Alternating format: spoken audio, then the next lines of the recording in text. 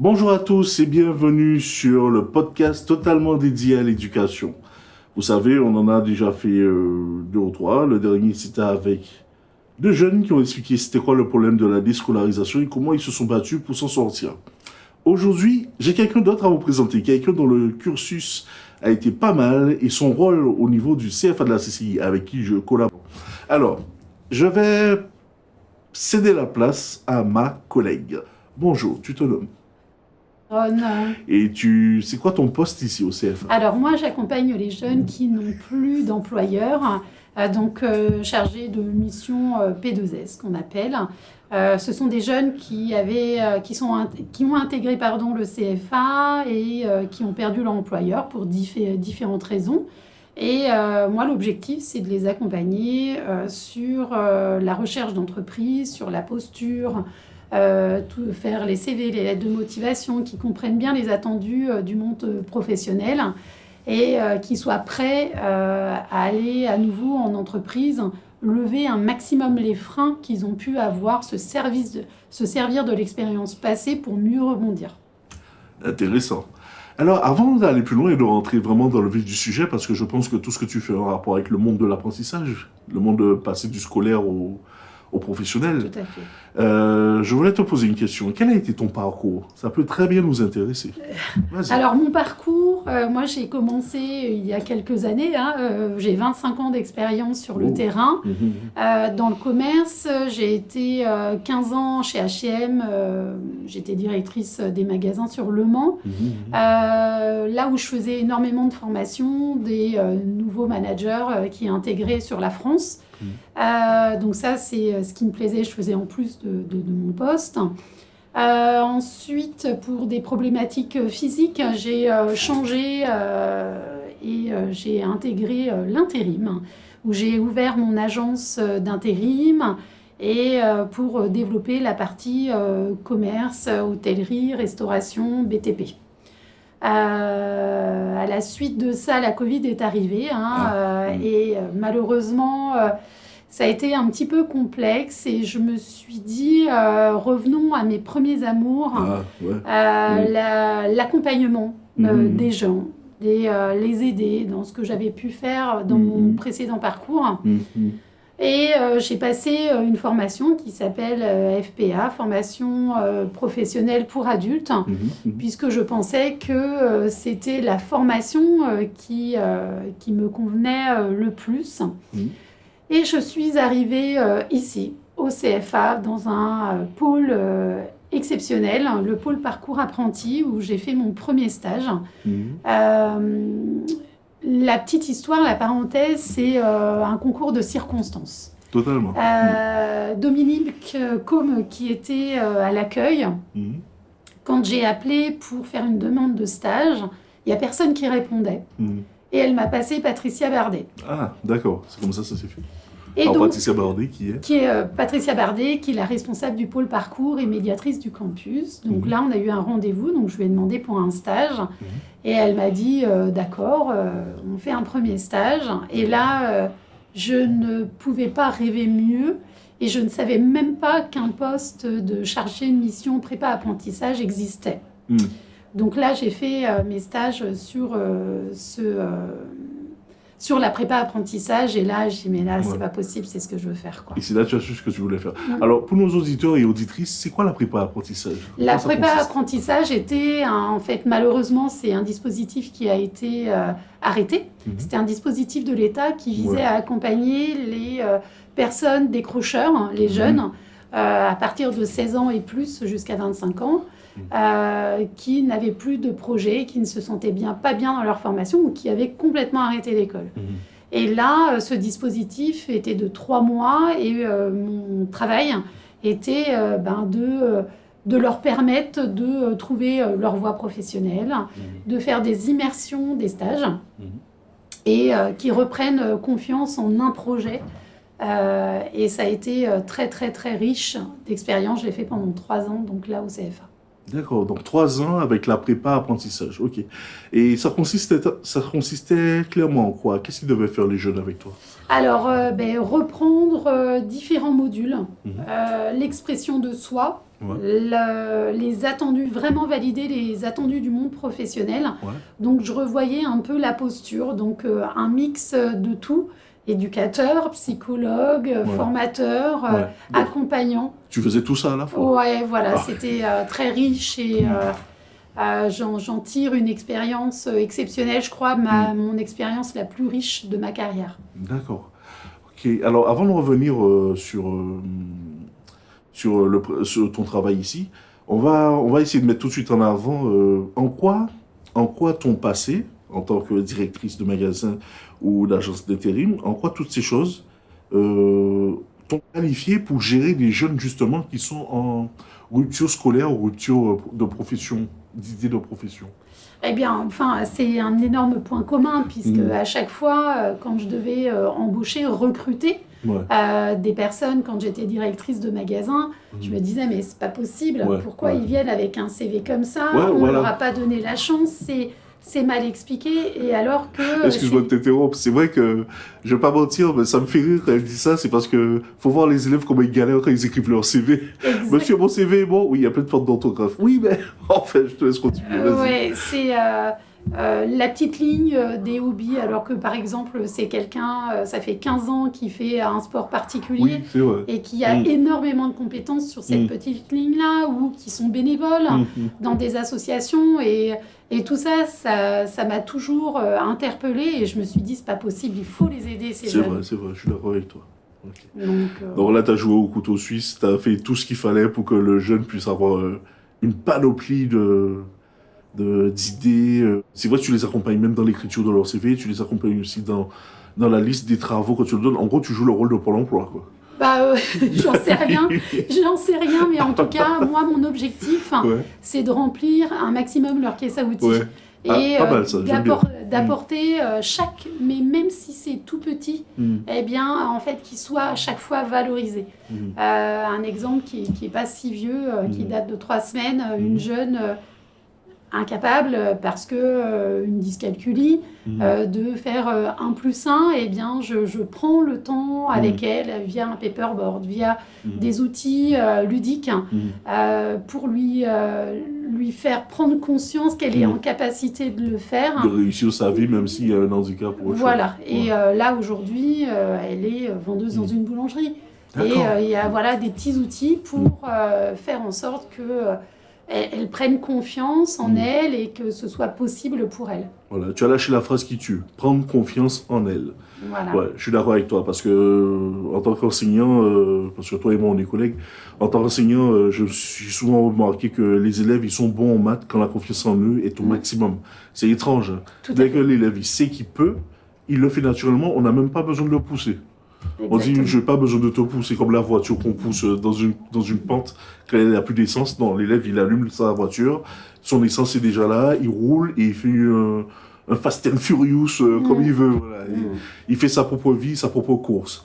Alors, donc tu m'as dit, si je me rappelle bien, que la prépa apprentissage, ça a duré 3 ans. C'est un dispositif de l'État que le CFA a pu mettre en place. Maintenant, concrètement, quel est ton travail, concrètement ? Alors maintenant, comme je le disais précédemment, je suis chargée de mission sur la partie P2S. Donc, en fait, je transpose tout ce que j'ai pu faire en prépa-apprentissage en 3 mois avec les jeunes décrocheurs. Et bien là, je reprends tous ces modules-là et je l'applique avec ces jeunes qui n'ont plus d'employeur. Donc, je refais exactement la même chose puisque je m'adapte à chacun. Il n'y a pas une procédure. C'est impossible, parce que chaque jeune est unique, chaque jeune a ses freins et ses limites. Unique. Et là, moi, je m'adapte à chacun de façon à ce que ça aille au mieux. Ok. Tu as dit une phrase, le mot P2S.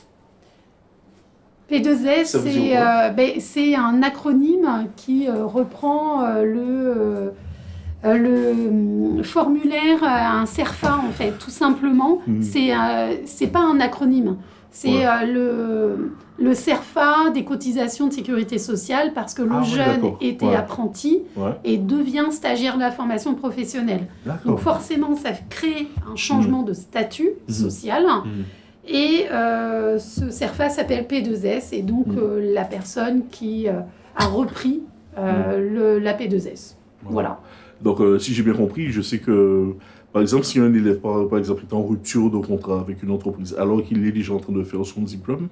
Alors, donc là, il y a toute une procédure. À partir du moment où il a perdu son employeur, il a 6 mois pour en retrouver une autre. Mais au tout départ, il a le choix. Il a le choix d'être accompagné pendant 6 mois ou pas. Il a le choix de continuer ou pas. À partir du moment où il fait le choix, moi je travaille en étroite collaboration avec les conseillères des différentes filières du CFA parce que je travaille pour tout le campus.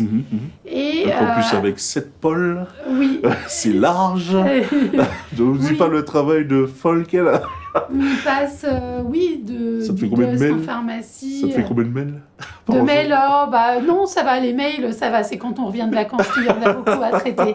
Il y a une excellente communication avec les conseillères et ça se passe plutôt très très bien. Ok. Non, mais vous avez vu, elle aime son job. Alors, chers auditeurs, chères auditrices, vous voyez comment il y a des gens qui s'investissent dans la réussite des jeunes qui sont en rupture. Et rupture professionnelle ou rupture scolaire qui mène vers la profession. Parce que j'ai remarqué aussi autre chose, c'est que je pense que tu as dû voir ça, la rupture scolaire ou la rupture au niveau des idées du futur est souvent liée à la rupture familiale. Tout à fait. Alors, qu'est-ce que tu en penses ? C'est la première chose. Ouais. Tout à fait. Ça, on peut dire que l'accompagnement familial y est vraiment pour quelque chose. Cependant, les parents, oui, il m'est arrivé, ou il m'arrive encore, de devoir les solliciter, de leur expliquer que nous devons former une équipe. Alors souvent, le jeune est surpris.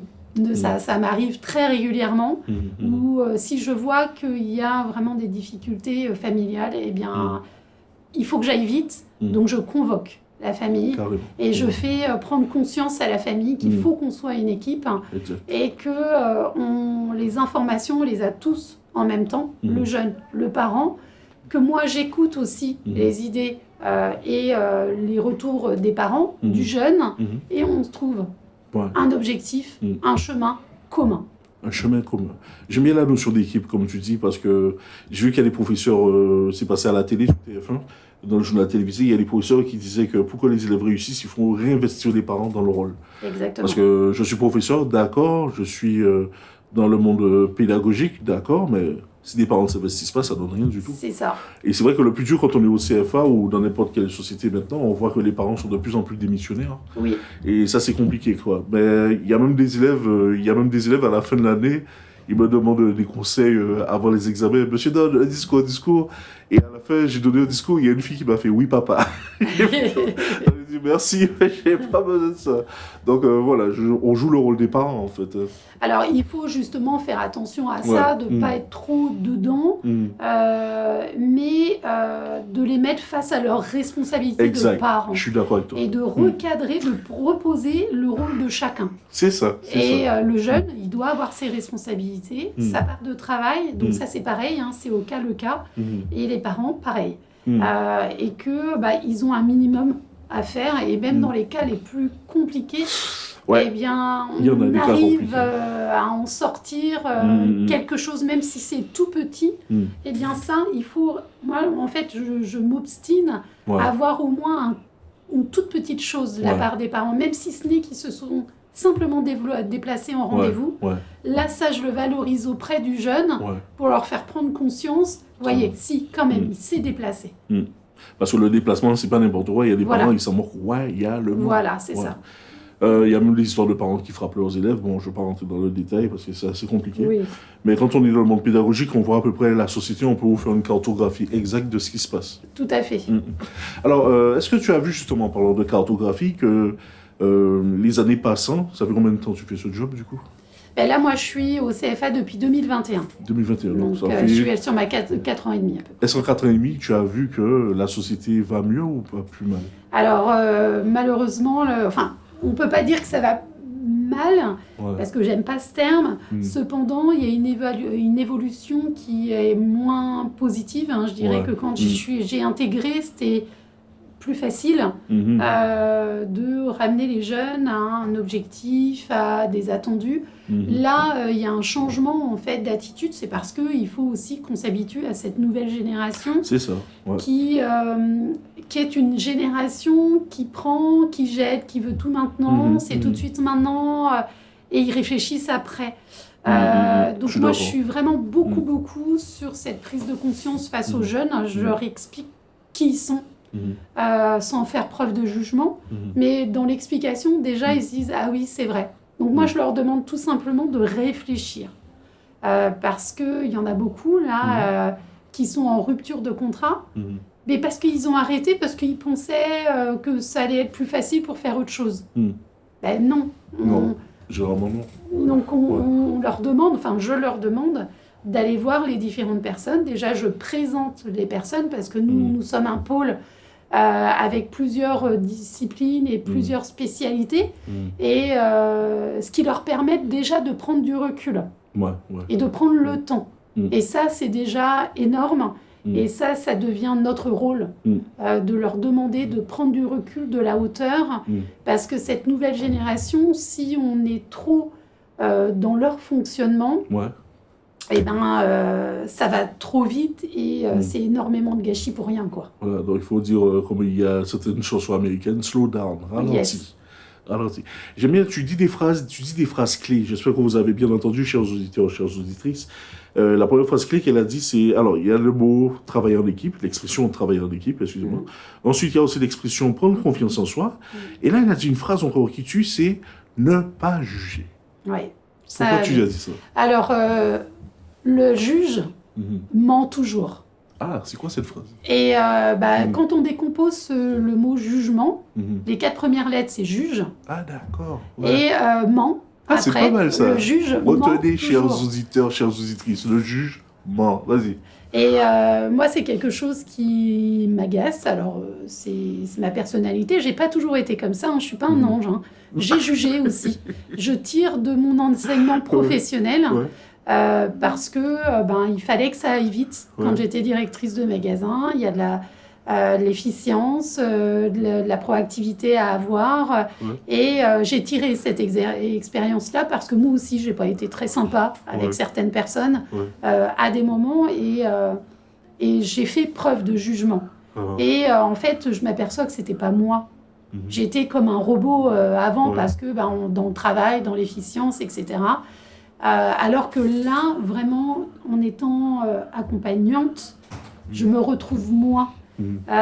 Et le jugement, je ne juge jamais un jeune. Donc c'est en accompagnant les gens qu'on s'accompagne soi-même. Exactement, qu'on se guérit. J'aime bien ce que tu dis, parce que moi-même, j'ai expliqué ça à des personnes. J'ai dit, souvent quand on a des blessures dans l'enfance, le meilleur moyen, c'est pas de guérir, c'est pas de dire je vais guérir, mais plutôt d'aider les autres à guérir. Et en aidant les autres, bizarrement, on trouve le médoc pour eux. Et le médoc, on dit si ça marche sur eux, ça peut marcher sur moi. Exactement. Voilà. Et moi, en tant qu'enseignant, voilà, je me dis que ce qui marche avec les élèves, effectivement, c'est de ne pas juger, parce que je ne vais pas te mentir, hier, on a eu un gros débat dans la classe sur « tu me juges ?» Voilà. Voilà. Ça tombe bizarrement. On n'a pas parlé, chers auditeurs, chères auditrices.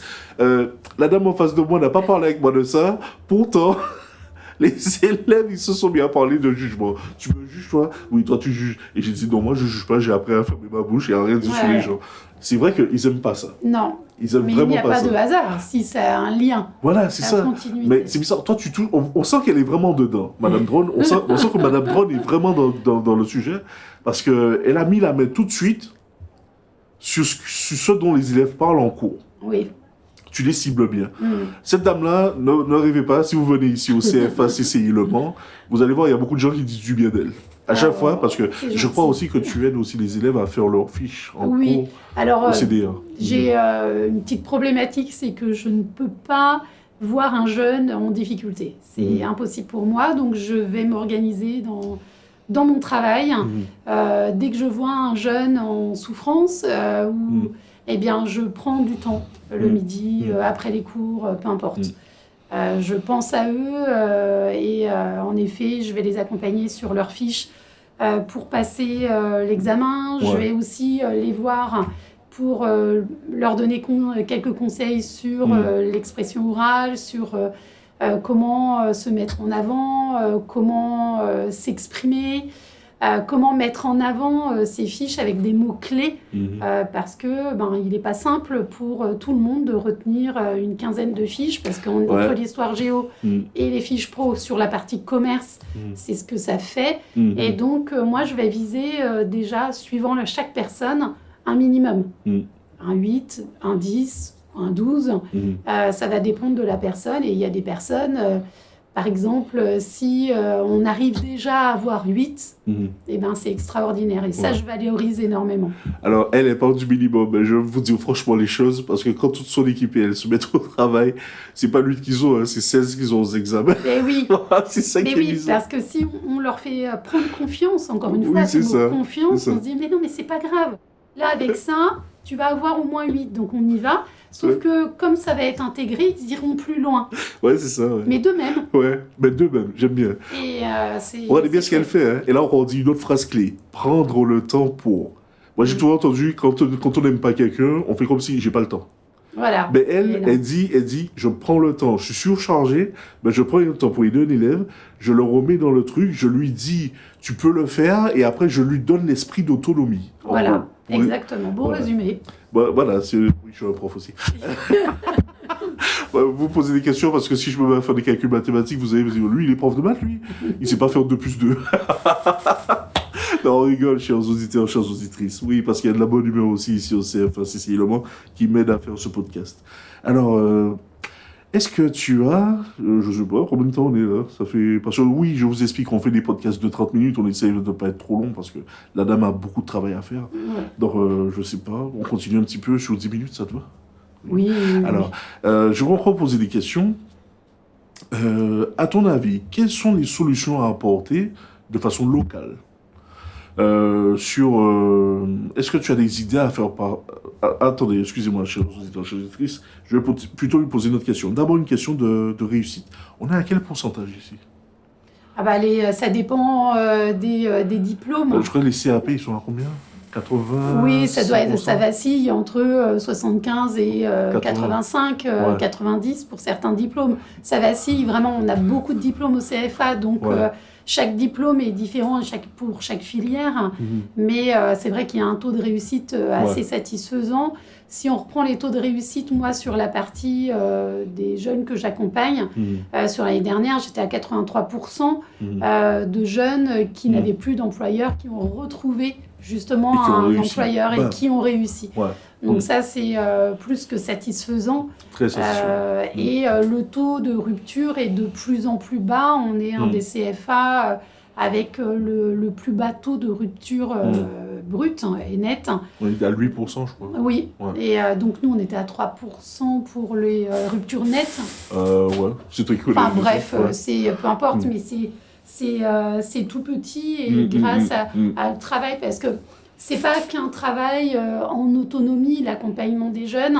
Moi, mon idée, c'est j'adore travailler, encore une fois, en équipe et solliciter aussi les formateurs, solliciter les filières pour faire en sorte d'accompagner au mieux. Et même dans des cas très difficiles, parce qu'un jeune... oui, comme il n'est pas bien, peut-être qu'il va pas être bien en cours et qu'il va ressortir des choses ou faire ressortir des choses. Et on a eu un cas concret il n'y a pas très longtemps, un jeune qui a explosé en cours parce qu'il se retenait, un jeune qui est multi-10, avec des problèmes de concentration, etc. Eh bien... moi, je me suis dit, mais ce jeune, on peut en faire quelque chose parce que c'est quelqu'un de très poli, malgré tout avec une très belle intelligence, une belle prise de recul. Et on a fait tout un point avec la filière concernée et on s'est dit, on va faire un essai.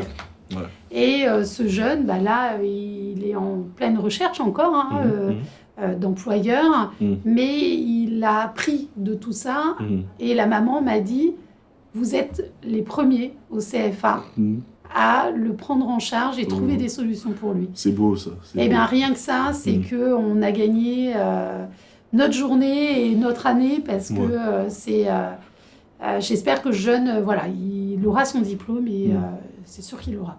C'est sûr qu'il l'aura. Vous avez vu, elle s'investit et elle met toute sa confiance dans la réussite des gens qu'elle aide. Et j'aime bien aussi le côté faire intervenir les parents, parce que c'est très important, parce qu'un parent qui n'est pas là, c'est bien joli de mettre un enfant sur terre, mais il faut aussi s'en occuper après. Exactement. Voilà, et peu importe l'handicap, il faut tout lui donner. Ça me rappelle l'histoire de monsieur qui était encore enfant, qui était bébé, et sa mère voulait, elle, c'est une parenthèse, mais je suis obligé de la raconter, sa mère voulait mettre fin à ses jours, à elle. Et il y avait un train qui passait à côté. Donc la maman, elle s'est dit, bon, fils est dans la maison, je suis mère célibataire, je crois, et je ne sais pas quoi faire de ma vie, je vais mettre fin à mes jours. Et la mère, au dernier moment, elle n'a pas réfléchi à elle, elle a réfléchi à son enfant en disant, mais qui va l'éduquer? Et la maman, juste en oubliant sa douleur à elle, elle s'est concentrée sur la douleur de son enfant. Et à cause de ça, elle s'est remise en chemin vers la maison. Et le monsieur, il est devenu un écrivain très célèbre. Ben voilà, j'oublie son nom, mais c'est une histoire que j'ai lue, j'ai fait, pas mal. Voilà. Voilà, c'est ça en fait, c'est la façon de s'investir dans quelqu'un, ça paye toujours après. Voilà. C'est pas qu'il vienne nous donner des sous après, c'est pas ça. On a un plaisir à voir quelqu'un réussir et devenir autonome. Exactement. Peu importe l'handicap. Par exemple, on dit, je crois qu'il disait qu'Einstein et Léonard de Vinci étaient dyslexiques, je crois. Oui. Et pourtant, s'il n'y avait pas eu Einstein, où est-ce qu'on serait maintenant? Il n'y aurait pas eu de GPS, il n'y aurait pas eu la façon de voir dont l'aspirine rentre dans l'eau avec cette histoire de coefficient de diffusion en physique. Il y a plein de choses qui nous auraient manqué. Si on part sur le principe que Einstein était déscolarisé, précisons, je vous invite à lire son histoire sur Wikipédia, Albert Einstein, et beaucoup de professeurs lui ont dit « tu es nul ». Il était bon en maths et en physique, mais il répondait mal aux professeurs. Imaginez, et le professeur, je vais te tuer. Non, mais Einstein, il est reparti à l'école parce que son père, justement, lui a dit, tu vas faire quoi de ta vie? Donc, il est retourné dans l'équivalent de CFA. C'était un monsieur qui avait une maison d'hôte, il recueillait tous les enfants que les parents voulaient récupérer. Et il a mis dans l'esprit d'Einstein que l'école, finalement, c'est pas si mauvais que ça. Et ensuite, Einstein a passé plusieurs fois le concours d'entrée à l'université en Suisse. Et après, il s'est retrouvé lui-même professeur. Voilà. Et lui-même, il a dit une phrase, il a dit « Le travail de l'homme, le travail de l'enseignant et de l'enseignante, c'est de créer dans l'élève l'envie d'apprendre. » Voilà. Et c'est vrai qu'en France, le système, c'est pas juste l'enseignant qui le fait, mais il y a aussi toute l'équipe pédagogique autour, comme notre amie Madame Dron ici présente, qui se charge de l'enfant et qui discute avec l'enfant pour lui dire « Tu veux faire quoi de ta vie ? Je te booste, je te propulse, je t'emmène vers les sommets. Tu fais le chemin avec moi ou pas ? Je sais pas, madame. La première fois, deuxième fois, tu veux le faire encore ? Je sais pas, mais je vais le faire pour vous faire plaisir. Non, pas pour me faire plaisir, pour te faire plaisir. Et à la troisième fois, oui, et à la fin, ils viennent te voir pour te dire merci. Voilà. C'est vrai que j'ai un élève maintenant, il a 15 de moyenne en maths. C'est notre chouchou. Et lui, il était en prépa apprentissage aussi, il savait pas quoi faire de sa vie. Eh bien, Madame Drone l'a récupéré, elle lui a donné envie d'apprendre à l'école. Et maintenant, je crois même que c'est le premier de sa classe en terminale. Voilà. Donc et maintenant, il veut faire des gros trucs, travailler dans le monde de l'automobile et tout. Ça. Et quand il m'a raconté son histoire, j'ai fait bravo. Bravo, Madame Drone. Bon travail. Non, bravo à lui. Voilà. Vous avez vu la réponse qu'elle a dit? C'est la réponse des gens qui aident vraiment les gens. C'est non, je sers à rien dans l'histoire. Vas-y. Oui, c'est tout à fait ça, c'est l'humilité. Mais en vrai, le rôle de ces gens-là, on peut pas passer à côté. Okay. Alors, est-ce que tu as des choses à dire à la jeunesse de façon générale? Parce que je vais mettre tous ces podcasts sur YouTube. Je voudrais qu'un public plus large puisse l'écouter. Ce que je pourrais dire, c'est croyez en vos projets, même s'ils sont plus fous. S'ils vous paraissent impossibles, il y a toujours des objectifs intermédiaires que vous pouvez atteindre petit à petit pour atteindre votre objectif final. Voilà. Ces objectifs intermédiaires, ils peuvent être très très très basiques au départ et avec la persévérance, l'envie, puisque la motivation de faire ce qu'on a envie de faire, eh bien c'est ça qui va nous tenir au quotidien, qui va vous tenir au quotidien pour faire en sorte de réaliser vos rêves.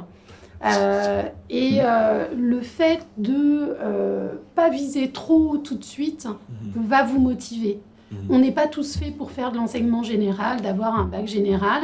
Eh bien, s'il faut commencer par de l'apprentissage, par un bac pro, etc., c'est ça qui va vous motiver, qui va vous donner confiance et qui va valoriser vos compétences au fur et à mesure et vous voudrez toujours aller plus haut pour atteindre votre objectif final. Et c'est ça qui est important. Prenez le temps, même si peut-être ça va faire 1 an ou 2 en plus d'années en cours, et ben c'est pas grave. Parce qu'il vaut mieux faire 1 an ou 2 en plus, plutôt que de s'arrêter parce que on sait que c'est pas possible, c'est trop dur. Donc prenez le temps, prenez du recul et posez des questions avant d'agir. En gros, n'ayez pas peur, on est à votre disposition. Le système français, j'ai regardé le système français au niveau de la reconversion professionnelle, de la reprise d'études. Franchement, il est top. J'ai regardé, j'ai observé le truc, j'ai dit, je pense pas que les autres pays, ça marche aussi bien.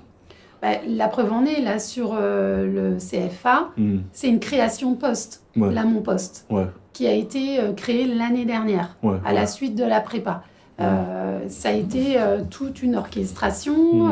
Madame Bardet, ma responsable du pôle, a vu l'intérêt de la création de ce poste pour déjà décharger les conseillères de leur travail, parce qu'à la base, elles avaient ça en plus, mais c'est pas possible d'accompagner l'accompagnement, c'est un poste à part. Et c'est vrai qu'on a cette chance, là, sur le CFA, pour reprendre l'accompagnement en France, d'avoir ce système-là qui valorise, oui, le CFA, mais surtout une valeur ajoutée pour la famille, pour les jeunes, quand ils intègrent ce CFA. D'accord. Ok. Bon, on a bien discuté, hein. On va peut-être faire un deuxième podcast sur un autre sujet un de ces jours, si tu as le temps. Peut-être. Parce qu'elle est blindée, je ne vais pas vous mentir, elle est blindée niveau travail, donc je ne vais pas trop la déranger. Et c'était un plaisir d'avoir discuté avec Fabienne Drone. Et si vous voulez voir à quoi elle ressemble, parce que c'est que de l'audio, pas de la vidéo, vous venez ici. Mais si vous venez ici, vous venez avec un projet, ok ? Un projet pour les jeunes, pour qu'ils fassent ce qu'ils ont à faire. Et j'espère que ceux qui nous écoutent sur les ondes actuelles, j'espère que ceux qui nous écoutent vont comprendre l'importance que le système français donne à la valeur du jeune. Okay. C'est ça qui définit la valeur de la société de demain. Et je voudrais aussi de façon personnelle, je m'engage moi-même à dire ça, lancer un appel aux parents. N'ayez pas peur. Vos enfants, même s'ils ont l'air difficiles, n'ayez pas peur. Envoyez-les dans les services réputés, donnez-leur de la confiance en eux, donnez-leur aussi l'envie de réussir, donnez-leur le futur qu'ils peuvent atteindre. N'ayez pas peur de faire ça. Sur ce, je vous dis bonne journée, bonne soirée, je ne sais pas à quelle heure tu écoutes ce podcast, et je vous dis au prochain podcast, ce sera avec qui ? Je ne sais pas, restez sur les ondes. Allez, à bientôt, bye bye.